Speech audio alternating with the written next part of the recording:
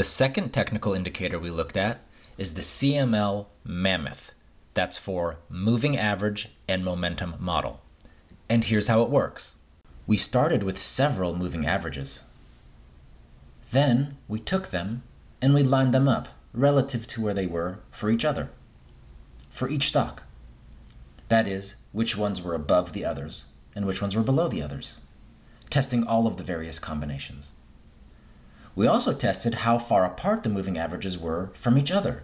That is, were they really spread out or were they tightly grouped together? Then with some machine learning techniques, we found the comparisons and the moving averages that helped predict future stock returns.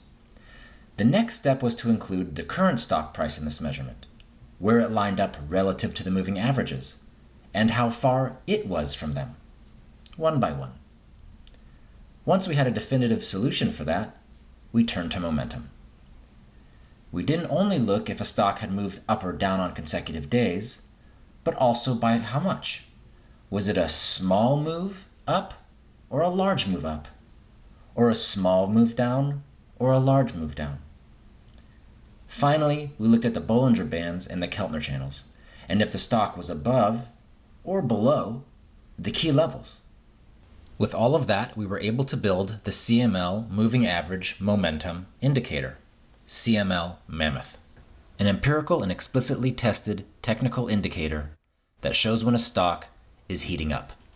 We have the full details of how this technical indicator was created, including the full equation that allows you to calculate it yourself in the Discover tab with great detail. Now let's look at some of the results. We'll start out by entering 4 tickers. We'll do 2 of the chip giants, NVIDIA and Lam Research. We'll do everyone's favorite momentum stock, Netflix. And then just for a change of pace, we'll look at Ford Motors, the automobile manufacturer. We'll look at getting long a call, never trading earnings, and we will use the Bull Mammoth technical indicator. So under open trade when, we would go to Bull Mammoth. And here are our results over the last 5 years using the options that are the closest to 14 days. You can see across the board the results are enormous, and we can see the win rates. With NVIDIA, we're looking at a 60% win rate, so this trade certainly does lose. With Lam Research, we're looking at a win rate of 65%. With Netflix, we're actually looking at a win rate of 53.5%, so 23 wins and 20 losses. And with Ford, over 5 years, even though this only triggered 7 times, it did in fact win all 7 times. But the key to notice here is that this trade doesn't occur a lot. It does occur more frequently with stocks that are more volatile. So we can see that technology stocks have more trades triggered than Ford over the last 5 years. But let's dive deeper. If we tap on a backtest tile, we can see the details. So for NVIDIA, we can see the average return was 40.8%, 21 wins and 14 losses. So an average return of 40% over 35 trades every 2 weeks. The average win was over 114%, and the average loss was 69%. So when this trade goes bad, it certainly is a substantial loser. But the trades win more often than they lose, and when the trades win, they're substantially larger, almost 2 to 1, than the losses. We can take a look at Ford, a less volatile stock. We can see the average trade return, again this is over 14 days, is 65.5% with 7 wins and no losses. However, over 5 years, this only occurred 7 times, so it's a trade that requires patience. Finally, we can look at Netflix, which had the lowest win rate. We can see that the average trade win is 127%, while the average loss is 55%.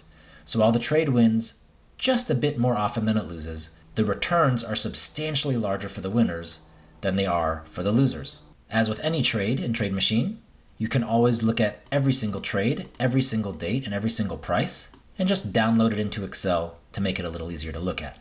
As always, to learn more about the model, you can just go to the Discover tab, and underneath Frequently Asked Questions, you can go to the details behind the CML Mammoth model. Tap on that link, and here you will see a full description of the model, how to use it, the general idea behind it, and then step by step, variable by variable, the statistical results, the significance, and all of the details that allow you to recreate this model yourself if you want to. So yes, again, technical analysis can work. Moving averages, momentum, and volatility bands, when combined, can work. It takes the empirical rigor of some machine learning, but we do have historical win rates with this technical trigger. We do have historical returns. We do have a basis for which to describe our explicit results. Answers. That's what this was about, and that's what we got.